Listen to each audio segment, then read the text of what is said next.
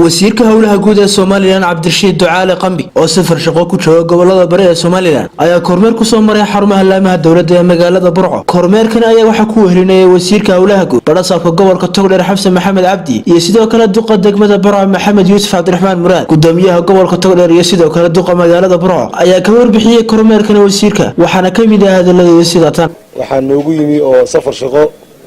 noogu yimi wasiirka wasaaradda howlaha guud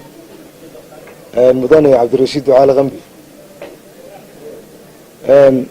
hawlo kormeer iyo indhayn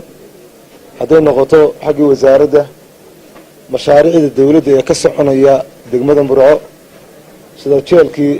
cusbaa oo kale moolkii oo kale gurigii Soomaaliland laga dhawaaqay inahaas wasiirku uu saaka indhayn ku soo maray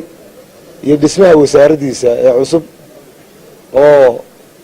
dardar gelin xagga shaqada iyo indhayn bay isugu jiray safarkaas wasiirkana waa markii koowaad la magacaabay intii la magacaabay uu soo gaaray gobolkan Togdheer runtii wasiirka waxyaabo badan ayaan isla garanay waxaan isla garanay in wixii dhismayaala ee gobolka ah ee u baahan dayactir in haddii ay beedkeed leeyahay aan u soo gudbino liiskooda wixii u baahan dhismo cusub oo in dib inta loo dumiyo dhismo cusub loo dhiso iyaga laftoodana aan liiskooda u soo gudbino si maaragtay wasaaradda howlaha guud ay u process gareyso sidii wax looga qaban lahaa hawshaan insha Allah bismillaahir kariim sida ugu dhaqsaha badan leh ayaan ugu gudbin doonaa. Wasiirka howlaha guud oo kormeerkaasi ka hadlay ayaa waxa ka mid ah hadaladiisii sida ay sheegeen gudoomiyaha mayorka iyo barasaabkuba in la wada shaqeeyo oo wixii dalka dani ugu jirta laga shaqeeyo oo isku xidhka hay'adaha dawladda laga shaqeeyo oo loo midoobo oo dadka dantiisa iyo danta guudba loo fuliyo anigu waxaan ka imi safar dheer oo xagga barigaan ka imi saaka waxaanu kormeeray aniga iyo gudoomiyaha iyo mayorka iyo waxaanu kormeeray moolka Burco laga dhisayay ee loogu talagalay dadka shacabka inay ku ganacsadaan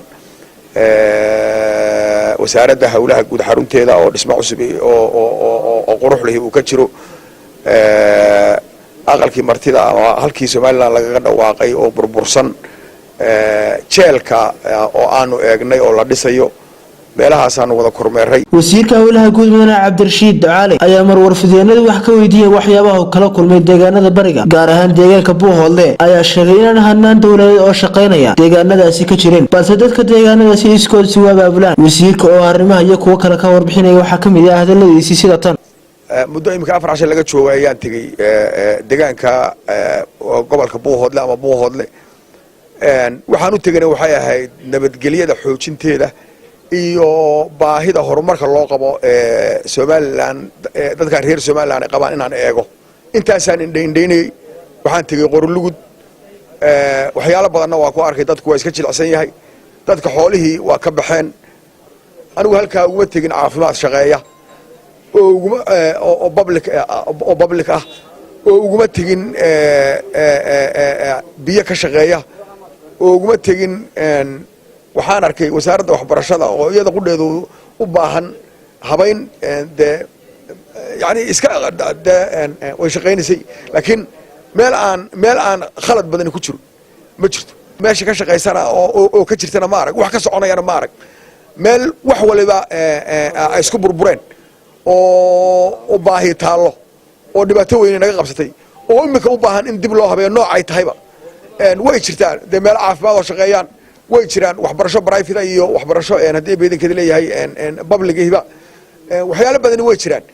laakiin meel jaha haysata iyo meel ku xiran iyo meel dawlad badi ugu xiran midna ma arag waa fahmikay saxirsi telefishinka caalamiga ah ee bulsho Burco Cabdiraxmaan Ciise telefishinka caalamiga GTN magaalada Burco.